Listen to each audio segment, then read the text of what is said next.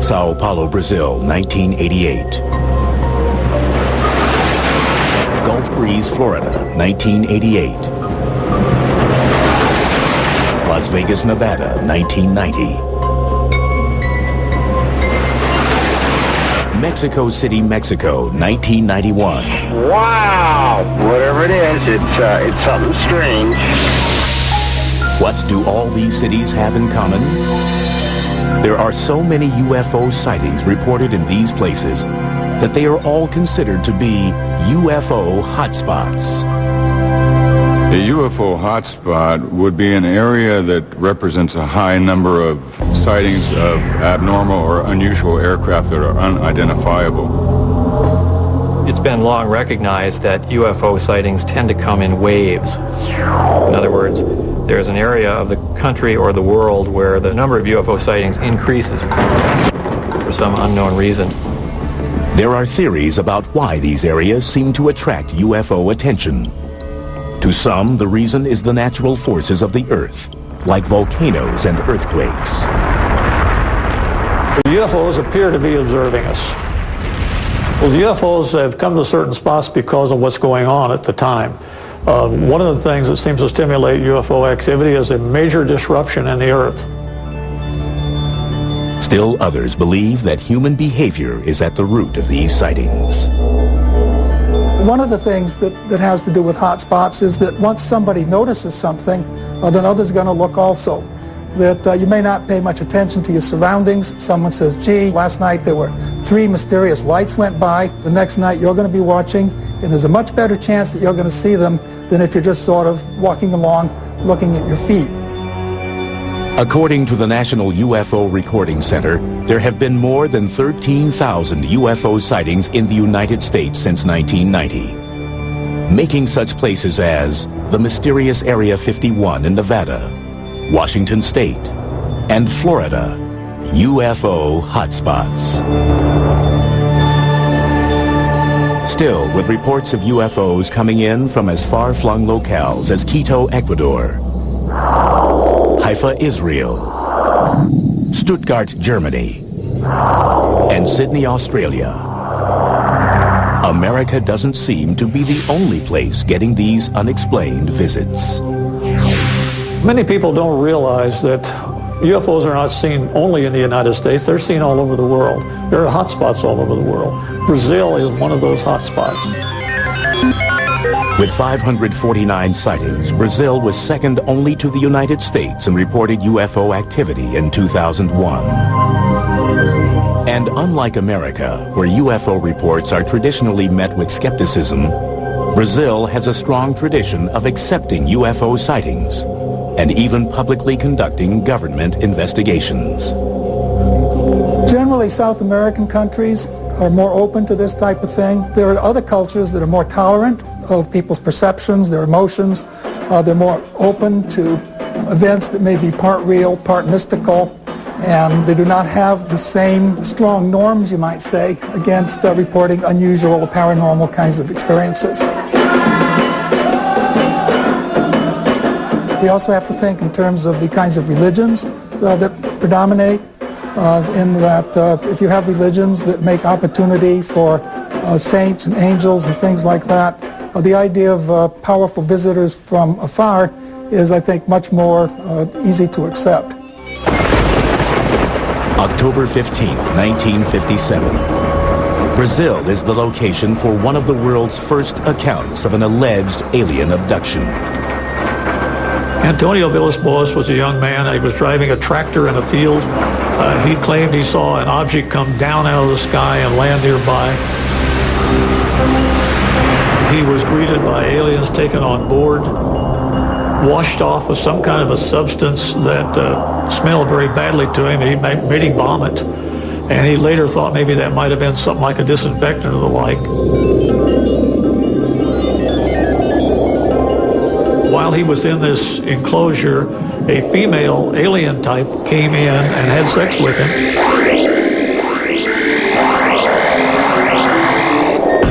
And then then went away, and he was dumped back out. To many, this seems like an outlandish story. But V.S. Boas' reluctance to profit from the incident lends the tale an air of credibility in many quarters.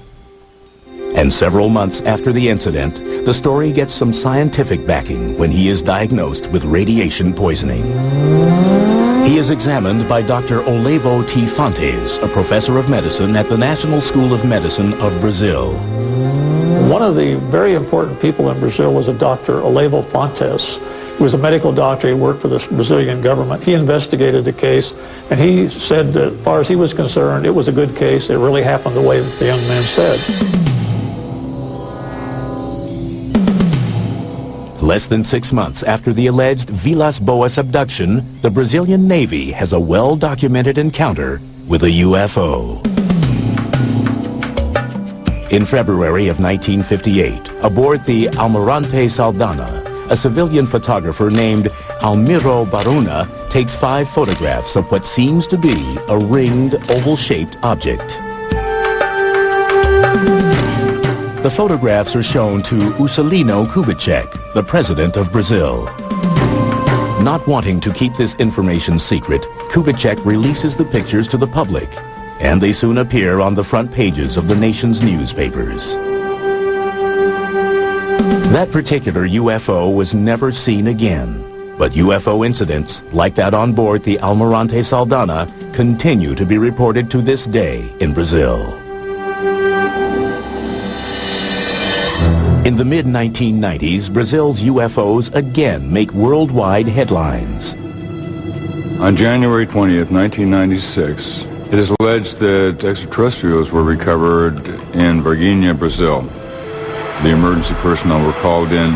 They were able to recover one of them for certain, as rumor has it, and allegedly took it to a local hospital. According to unconfirmed reports, government doctors perform an autopsy on the alien. And of course, from this point, the trail goes cold, and no one is quite sure as to where that particular ET or alleged ET had disappeared to. Despite several purported eyewitness accounts, the Brazilian government, which has been so forthcoming in the past, denies the Varginha encounter and that an alien was ever captured. Everything that was in any way connected with this sighting somehow vanished. Ironically enough, after this creature was allegedly recovered, there was a high number of UFO sightings in the area.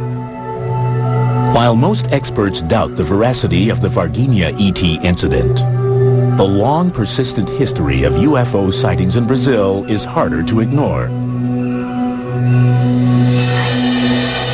One curious theory proposes that the ongoing destruction of the Amazon rainforest may be attracting extraterrestrial attention. If you were to look at Brazil from space, Atlanta for CFA, you would see that a vast area of that remote land is on fire. They're burning off the rainforest. That's changing the whole ecology of the planet. If you were observing a planet and what's going on there, you would definitely want to look at Brazil. And that seems to be the case.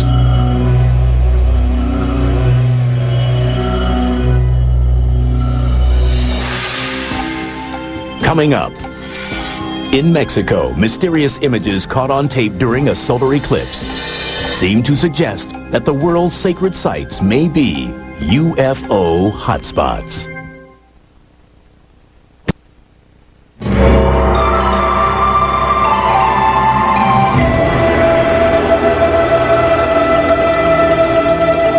Mexico is a land with a sacred past, a land dotted with pyramids built by the ancient Mayans and Aztecs.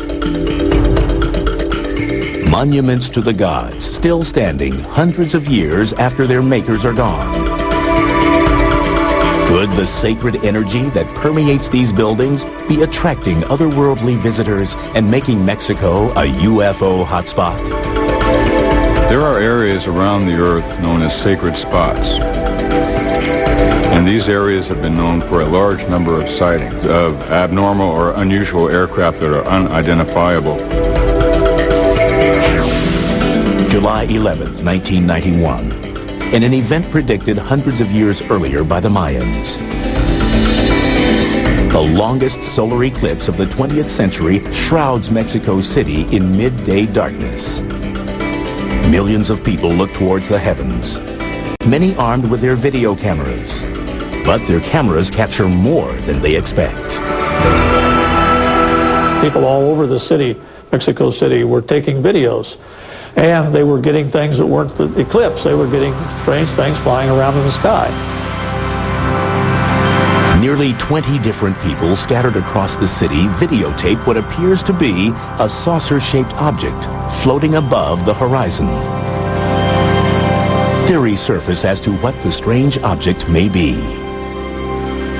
Once the moon passes directly in front of the sun, of course, it gets quite dark, and you start to see the stars, you can see the bright planets, you can see Venus or any other bright star or planet that happens to be above the horizon at that time.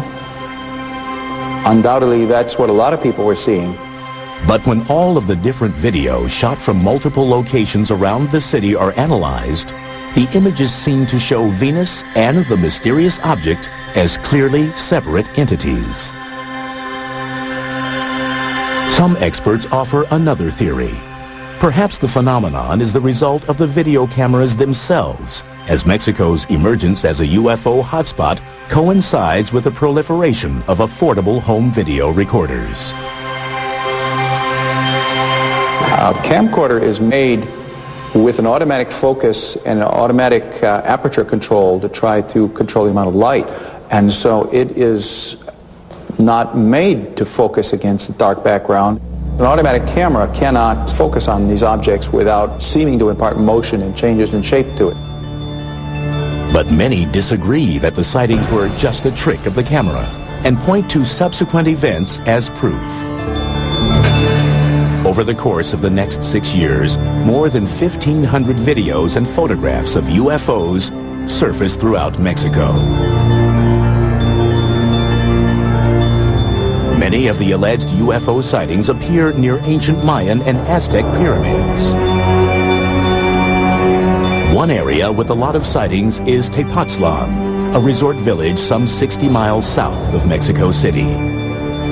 According to UFO researcher Carlos Diaz, 60% of its residents report having seen a UFO. And local air traffic controllers confirm that radar regularly detects unidentified objects over the area.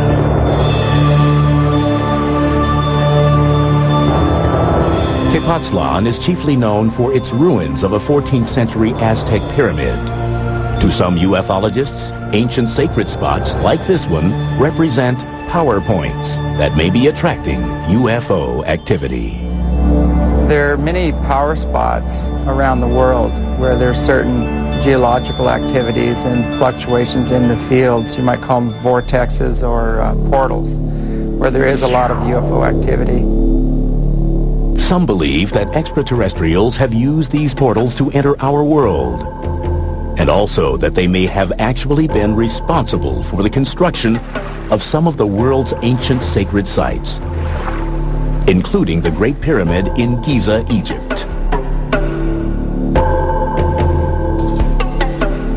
There's less than 2/100ths of an inch tolerance between the stones.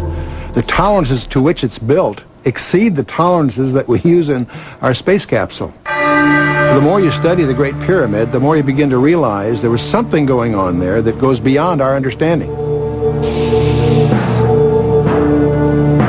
More than 4,000 years old, the pyramid is built from over 2 million stones. Each side is perfectly oriented to the cardinal points of the compass: north, south, east, and west. The maximum error between the side lengths is astonishingly less than 0.1%. People have looked at these structures and said, well, you know, they must have built these with some idea of making contact with aliens, or the aliens have somehow helped them build these structures. Another theory is that both the ancient architects who built the sites and the alleged UFOs who visit them are attuned to a supposed geomagnetic energy force called ley lines, a grid-like pattern that covers the entire Earth. Ley lines are geometric, they're like fields or lines of energy, and there's all kinds of intersections of certain ley lines which seem to create magnetic anomalies. Ley lines have also been linked to tectonic activity, the movement of the Earth's plates, a force that results in earthquakes and volcanoes, and provides another potential explanation of UFO activity in Mexico. One of the reasons I believe that Mexico City is indeed a hotspot for unidentified flying objects is due to the volcano that's near Mexico City, where large numbers of legitimate unidentifieds have been filmed.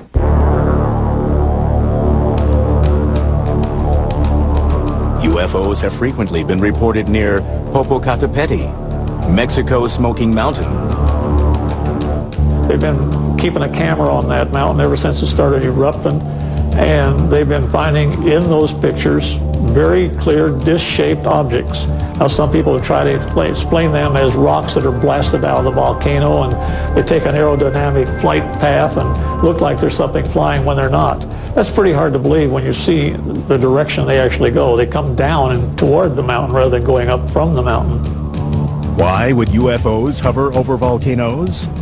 One theory proposes that high levels of hydronium ion, also called H3O, are typically found in places with increased geological activity, like volcanoes. H3O has an extra hydrogen atom in it, and that extra hydrogen atom can be split off and used as hydrogen fuel or for energy. And it's in the splitting of this extra particle that you can create a fusion effect. It's possible that these UFOs may be harnessing this type of energy for their systems to perhaps propel themselves through the atmosphere. So perhaps UFOs are interested in Mexico more as an intergalactic gas station than for its sacred ancient structures.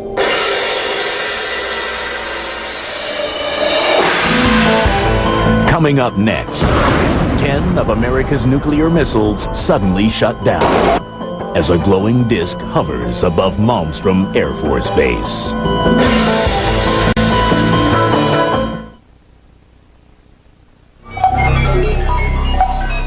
As the control center for some 221 Minuteman intercontinental ballistic missiles, Malmstrom Air Force Base near Great Falls, Montana, is an essential part of the nuclear arsenal for the United States. For decades, Malmstrom and other strategic air command centers like it have been the primary potential targets for the country's enemies. But many UFO experts wonder if these bases have also been attracting a different kind of attention. Are America's nuclear installations UFO hotspots? One interpretation of UFO activity is that these entities, assuming that they are entities, are interested in our technological development. We're a very violent species, as you know if you watch television at night. So that alone is a reason that they would have to pay attention to what we're doing. March 16th, 1967. Reports of UFOs at Malmstrom seem to demonstrate an extraterrestrial interest in America's nuclear forces. The way it happened, according to Robert Salas, who was stationed underground in one of the missile complexes, was that he received a phone call from a security guard up on ground level, saying, in effect, that there was a large, red, glowing, disc-shaped object hovering in front of the facility. And the guards were extremely frightened about this, as you can imagine. He kind of laughed and sort of said, you know, back off. The security guard called a second time, saying, even more panicky, that the UFO was now hovering right outside the gate and was very close. They were observing the status board in the launch complex, and they noticed that the missiles started going offline. Clunk, clunk, clunk, clunk, clunk. 10 of the missiles, one at a time, just boom, boom, boom, boom, shut down. The missiles quit functioning. So we were really out of business as a nuclear deterrent at that time. The incident at Malmstrom is neither the first nor the last time that the security of the United States nuclear sites is supposedly compromised by a UFO incursion. This supposed trend in UFO activity is noticed as early as 1952 by Captain Edward Ruppelt, the first chief of Project Blue Book, the Air Force's official investigation of UFO reports. Ruppelt discovers what he calls an ominous correlation between UFO sightings and the locations of the nation's nuclear facilities. If you're in the military and someone is displaying an interest in your strategic capabilities, it's an alarming situation. It raises national security questions. A lot of investigation went on to determine what could happen. The Boeing company that was responsible for some of the equipment was involved. The U.S. government was involved in investigations. The actual reason for so many missiles going down simultaneously was a big puzzle. They found absolutely that an EMP, an electromagnetic pulse, may have fried the electronic workings in the missiles. However, there was no attempt whatsoever to relate the EMP, the pulse, to the presence of a UFO outside. In fact, the presence of the UFO out on the perimeter was dismissed as hearsay.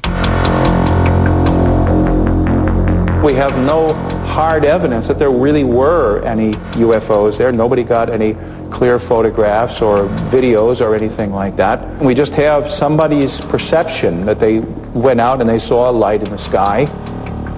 But the source of the EMP, a radiation wave that disturbs the function of electronic equipment, remains undetermined. And the government has never explained why so many missiles malfunctioned at the same time. It's important to bear in mind that these missiles are designed to be independent systems. So if you do something to affect one missile, it won't affect all the other missiles because they're totally separate. So whatever caused this event was able to shut down a whole variety of missiles that were spread around a large geographical area around the launch control complex.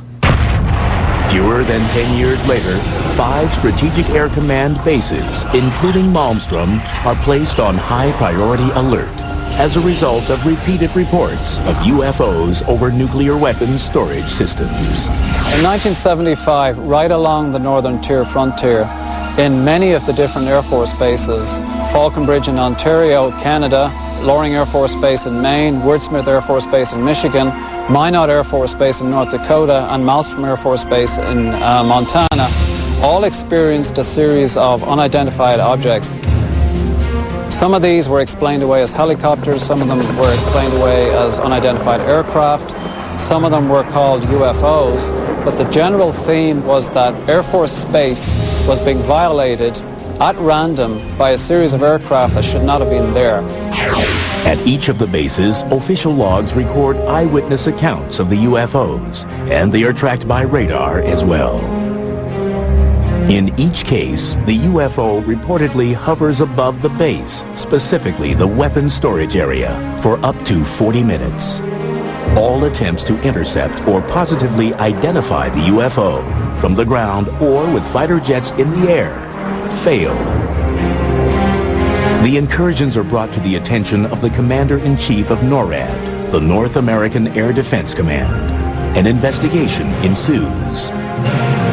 The initial thinking behind the unidentified objects over the Air Force bases in the northern tier was thought to be potentially Russians or else some other enemy. The only information we have is that the eyewitnesses described objects that behaved in a very unusual fashion. They glowed red, for example, and it doesn't sound like any technology that the Soviets had at that time.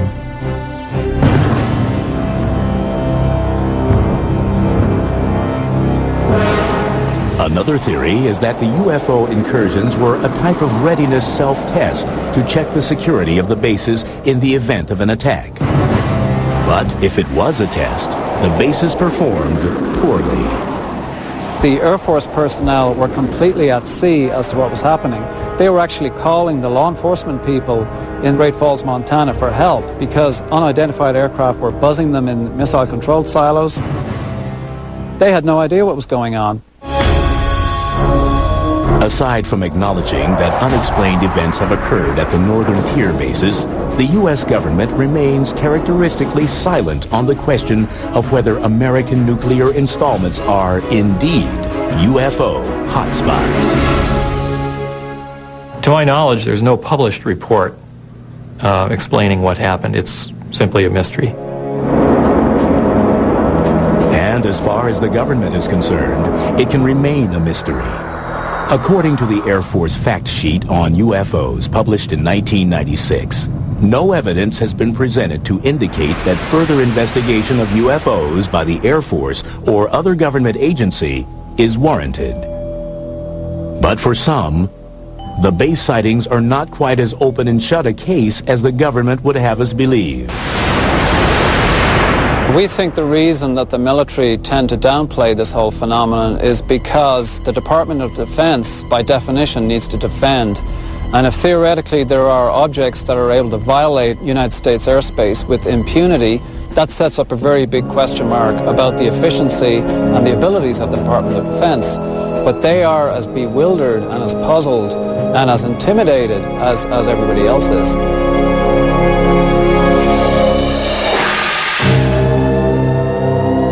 Coming up, amazing photographs and multiple sightings in Gulf Breeze, Florida divide the UFO community. Is it a hotspot or an elaborate hoax?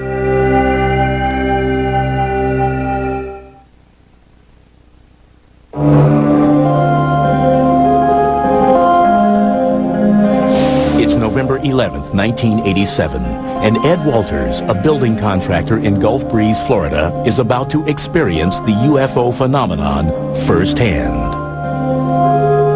As he would later recount, Walters looks up from his desk and sees what he believes to be a UFO. He grabs his Polaroid camera and ventures outside. Walters manages to snap a photo of what appears to be a glowing, dome-shaped bluish-gray craft hovering about 200 feet in the air.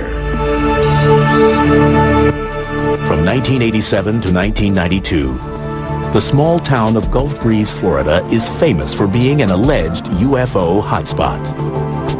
Hundreds of eyewitnesses claim to see strange objects and unexplained lights in the sky. But Gulf Breeze is mired in controversy and allegations of a hoax. And Ed Walters stands at the center of the storm. On November 19th, 1987, 8 days after Ed Walters allegedly had his UFO encounter, the Gulf Breeze Sentinel publishes 2 of his 5 photographs. The next night, Walters claims to see another UFO and manages to take 4 more pictures, but decides not to publish them.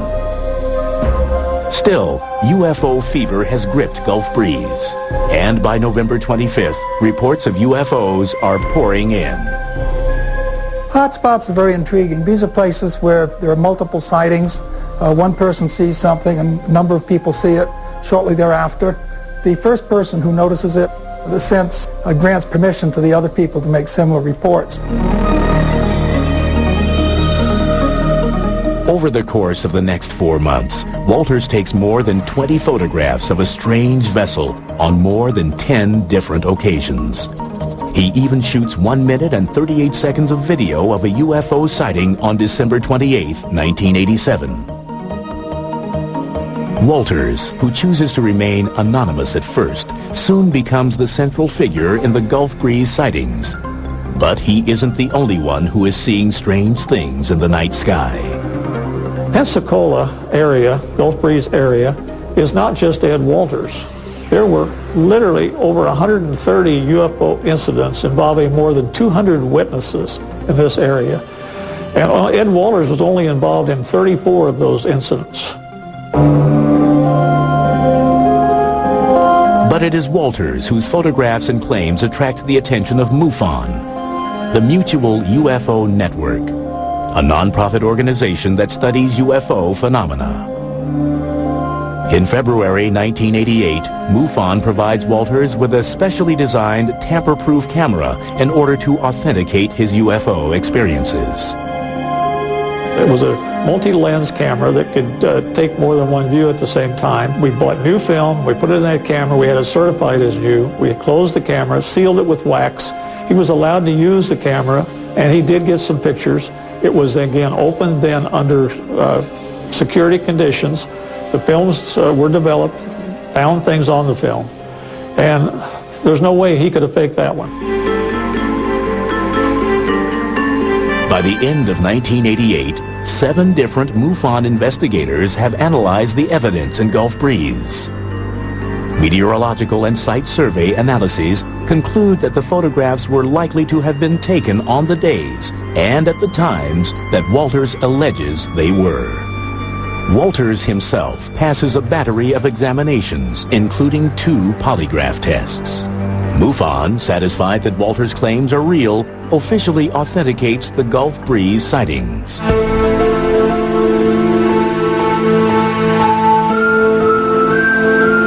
But in 1990, new doubts surface regarding the Ed Walters case. First, a model that resembles the UFO in Walters' photographs is found in the attic of his former residence in Gulf Breeze. Then, in July of that year, a teenager named Tommy Smith alleges that he witnessed Ed Walters faking the UFO photos. MUFON begins an investigation on a skeptical stance. Just like any private investigation or any police investigation, we go about it the same way. And like in any crime case, if more evidence comes along, we'll reopen a case. And we did reopen the case in Gulf Breeze because of Tommy Smith's allegation that Ed Walters had hoaxed it.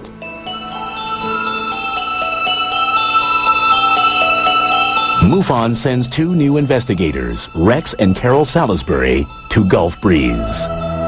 The Salisbury's findings indicate that Ed Walters doctored the photographs, particularly one called Photo 19, that shows the reflection of a UFO on the surface of a road. The Salisburys believe that the photo was most likely made by using a small model and double exposure. But their conclusions are rejected by MUFON. They believed that the other sightings at Gulf Breeze were real. They stated that in their reports. They just didn't believe Ed Walters. Basically, MUFON fired them and sent somebody else in to authenticate, quote-unquote, the sighting. The new investigator, named Gary Watson, questions the veracity of Tommy Smith's testimony. He also alleges that the model UFO found in the attic of Walters' former home was planted by someone who wanted to discredit Walters. Watson concludes that Ed Walters' photos and story are true. Despite the controversy over the Walters sightings, reports of a new UFO begin to emerge in Gulf Breeze. Instead of looking like ships or vessels, the new sightings are characterized differently. There were various kinds of lights that were seen. Big red globes, little white lights, some lights that maneuvered, some hovered, some shot away, some just disappeared. When you know it. From 1990 through 1992, residents of Gulf Breeze see the strange lights so often that they give them a nickname, Bubba. They organize sky watches, and by 1992, there are 170 recorded UFO sightings of Bubba. But then, in 1992, the lights disappear as mysteriously as they had appeared 2 years earlier. The lights have never been explained, and the Ed Walters case still divides the UFO community. Although strange lights are still occasionally seen in Gulf Breeze, it is no longer considered to be a UFO hotspot. Whatever supposedly was going on in Gulf Breeze, it's not going on anymore. Oh, look at that. Look at that. Oh, it doubled. There it goes. It's doubling. Up next, a Washington state man claims to be living in the middle of one of the world's major UFO hotspots.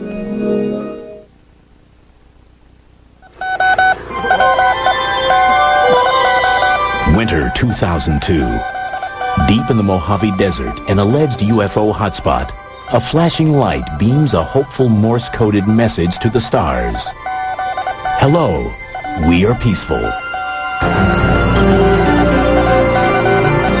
Dr. Colm Kelleher and his colleagues at the National Institute of Discovery Science, or NIDS, are searching for signs of intelligent life in the universe.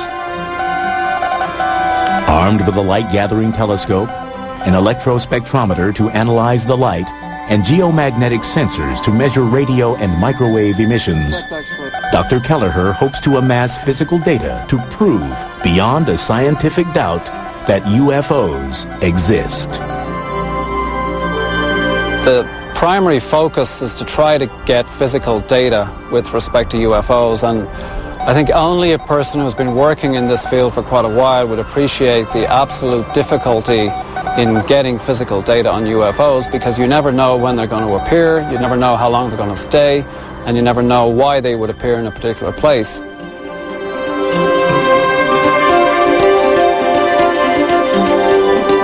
NIDS operates a 24-hour hotline for UFO sightings.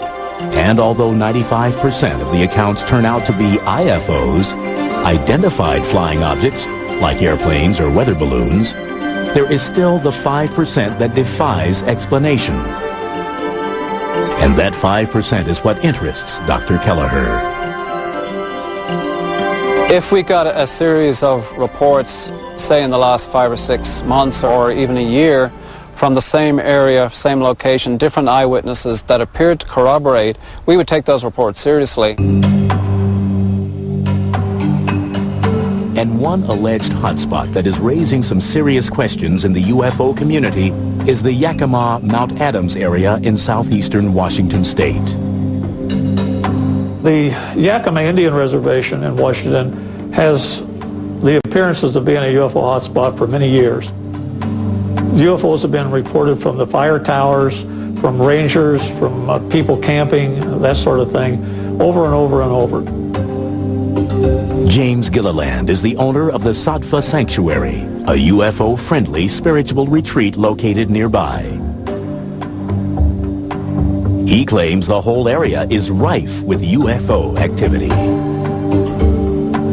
The sanctuary here is located right at the base of Mount Adams, next to the Yakima Reservation, and it has over 100-year history of recorded UFO activity. Well, I'd say this is probably one of the major hotspots in the world right now, because it's almost nightly that we see at least 1 or 2, if not 15 to 25 UFOs flying in the area.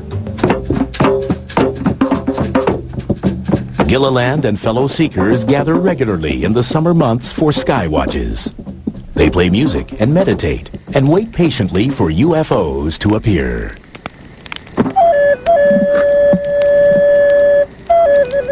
They're looking for people that are very spiritually aware, that have kind hearts, that love people, love humanity and the earth, and those are the ones that will be ambassadors to bring forward their message, because those people have risen to the occasion. As Gilliland and others see it, the anomalous lights that appear above his property exhibit both intelligence and intent. What these ships are doing, they're inquisitive, they're morphing, they're responding to lights, they're responding to the telepathic messages of those people on the ground. Whoa! There we go. We got it.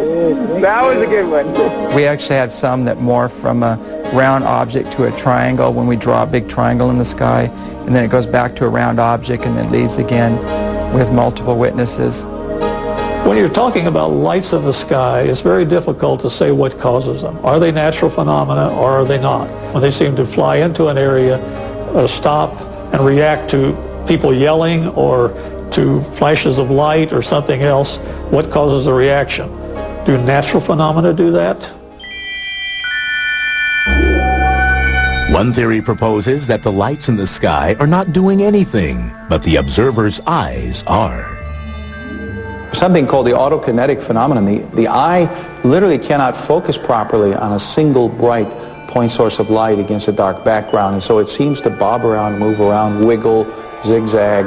All these things are perfectly normal behavior, but it's the behavior of your eye. It's not the behavior of the object itself.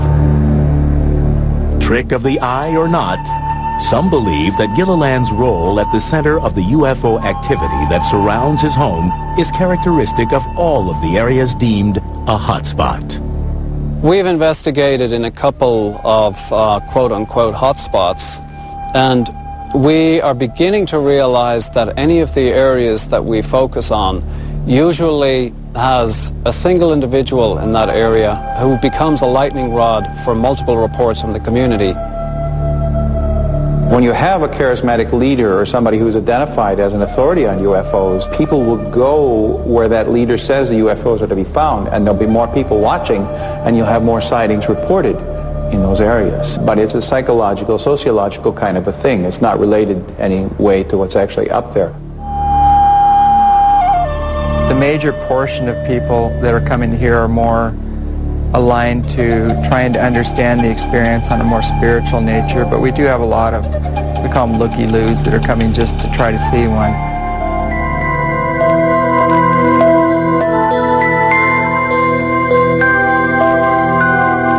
That there are strange, often inexplicable phenomena in the night sky is undeniable. But just what these phenomena are, and whether they tend to cluster in time and place to form UFO hotspots, is open to debate. As far as the skeptics are concerned, on every level, you cannot instill want into another being. You can't get them to open their eyes or look at what's obvious. We showed them footage of ships flying behind trees, landing on the mountain, doing phenomenal feats, making U-turns, right-angle turns at several thousand miles an hour. And their standard pat answer is these are meteors or satellites. It's just amazing. We don't want to feel that we're alone in the universe. We don't want to feel that life is without a purpose. We don't want to feel that there's nothing out there in the way of a mystery. We human beings want our lives to be exciting. But just because something is exciting doesn't make it true.